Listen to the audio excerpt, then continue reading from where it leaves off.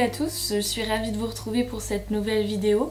Alors au programme aujourd'hui, je vais vous parler un peu de ce que j'appelle les utilitaires, donc c'est-à-dire tous les sites qui peuvent être intéressants pour la préparation du concours. Et dans un deuxième temps, je vous parlerai de mes conseils afin de bien appréhender cette année de révision. Alors, dans les sites intéressants que j'ai trouvés, bien sûr, il y a deux sites incontournables, c'est education.gouv et Eduscol, où vous pouvez retrouver toutes les infos à propos du concours, à propos du métier, toutes les infos à propos des inscriptions également, toutes les actualités concernant l'éducation. Depuis peu, le gouvernement a mis en place un nouveau site consacré au métier d'enseignant, devenir enseignant. Sur ce site, vous pourrez retrouver toutes les infos concernant le concours, les épreuves et le métier d'enseignant. Nous avons également Eduscol, qui est une vraie mine d'or pour ce qui est des BO, des programmes, des progressions, ainsi que le socle commun. Vous avez toutes les références utiles pour toutes les matières. Il ne faut pas oublier de consulter les sites académiques qui regorgent de nombreuses ressources utiles aux enseignants, de nombreuses séances et supports pédagogiques que vous pouvez exploiter en classe avec vos élèves. En ce qui concerne les séquences pédagogiques, il y a également un site EduMove qui est une plateforme collaborative des enseignants qui propose des séquences que vous pouvez exploiter. En contrepartie, vous devez bien sûr proposer des activités ou une séquence. Un site très utile pour la préparation du concours, je vous conseille Académie en ligne proposée par le CNED qui reprend les notions de français et maths pour tous les niveaux. J'ai découvert récemment le site ActiBloom pour l'EPS. Ce site vous propose de courtes vidéos de entre 2 et 4 minutes réalisées par des professionnels de l'éducation physique et sportive. Pour l'EPS et le CSE, l'Académie de Nice propose des sujets types sur lesquels vous pouvez vous entraîner car ces sujets sont susceptibles de tomber dans toutes les autres académies. J'ai découvert récemment grâce à un groupe Facebook un moteur de recherche comme Google mais consacré aux professeurs des écoles.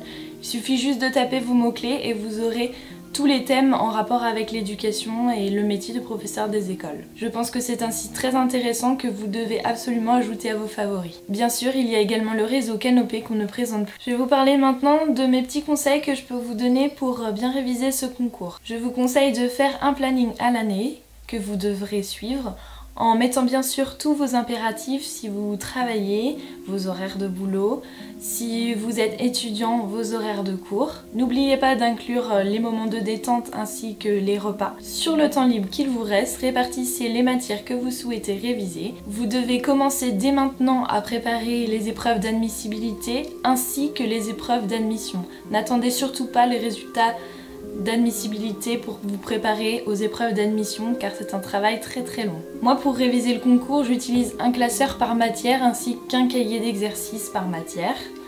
Donc dans le classeur, je mets tout ce qui est connaissances, cours, des fiches, tableaux, des schémas et tout ça que je révise régulièrement. Le cahier d'exercices, eh bien c'est pour faire tous les annales, donc je les fais d'abord moi-même, ainsi que des exercices et ensuite je corrige toujours dans mon cahier et je fluore les parties intéressantes à retenir en fonction de ce que moi j'ai pu faire et de la correction proposée. J'utilise également un plus petit classeur dans lequel je range toutes mes fiches comme vous pouvez le voir.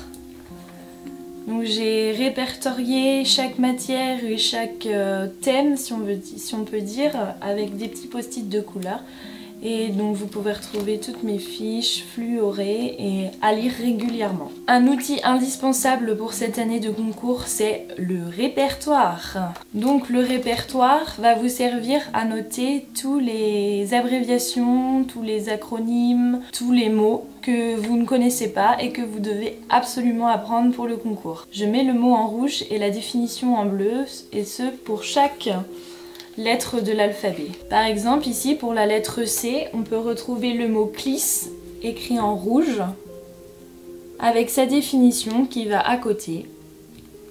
Donc classe pour l'inclusion scolaire. Pour tous ceux qui sont visuels, je vous conseille les schémas, les tableaux et plein de couleurs. Comme vous pouvez le voir derrière moi, j'ai toute une ribambelle d'affiches avec des connaissances, comme ça je les vois tous les jours et ça me permet de les mémoriser. Surtout n'hésitez pas à utiliser des feuilles de classeur de couleurs comme celle-ci. Sur ces feuilles vous pouvez mettre toutes vos connaissances Et surtout, n'hésitez pas à les afficher dans des endroits stratégiques de votre maison. Pour ma part, j'ai même des fiches dans mes toilettes. Les post-it sont également des très bons moyens de mémorisation.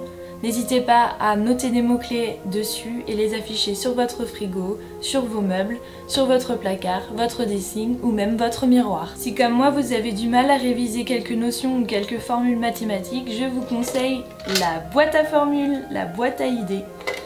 Alors à l'intérieur j'ai fait des petits papiers en mettant des notions clés d'un côté. Alors pour moi voici ma boîte à idées, ma boîte à formules. Donc par exemple ici sur les petits papiers roses, j'ai noté d'un côté ma notion. Donc ici je pense pas qu'on voit très bien mais c'est marqué carré. Et derrière il y a la formule. Voilà. Le but étant de piocher une carte, de lire ce qu'il y a marqué dessus et de répondre avec la réponse derrière. On peut faire ça également en français, comme par exemple avec cette étiquette verte sur laquelle est écrit morphographie, correspondant à un terme clé de la grille d'analyse des erreurs d'orthographe de Lina Katash. Vous pouvez prendre une couleur différente pour chaque matière et vous entraîner assez régulièrement. Je vais maintenant vous donner 10 conseils pour bien réviser pour conclure cette vidéo. Je mettrai le document de mes 10 conseils sur mon blog. Premièrement, aucune distraction. Vous devez éteindre votre téléphone, votre entourage doit être le plus calme possible. Si nécessaire, vous pouvez utiliser des bouchons d'oreille. 2. Travaillez par mini-sessions fréquentes d'environ 20 à 40 minutes. Faites des pauses de 5 minutes environ.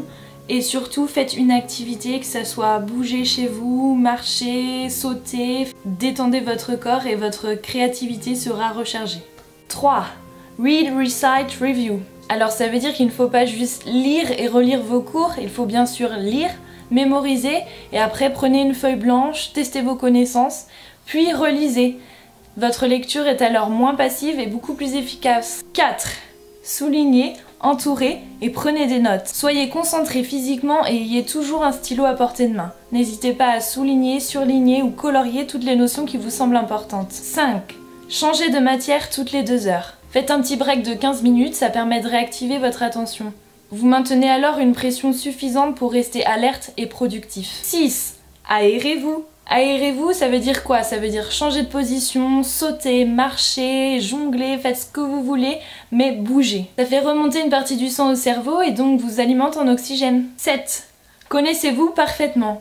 Ça veut dire est-ce que vous êtes plus efficace le matin, est-ce que vous êtes plus efficace le soir, est-ce que vous avez besoin d'ouvrir la fenêtre ou alors de la laisser fermer, est-ce que vous travaillez mieux dans le bruit avec un petit peu de musique, est-ce que l'éclairage est suffisant pour vous concentrer. Bref, répétez ces conditions à chaque fois que vous travaillez. 8.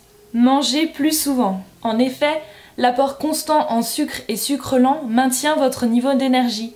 Donc n'hésitez pas à prendre 2 ou 3 snacks en dehors des repas comme des barres de céréales ou des fruits. N'hésitez pas à boire de l'eau. Ayez tout le temps une bouteille ou un verre d'eau à proximité. Il est important d'être bien hydraté pour pouvoir être productif. 9.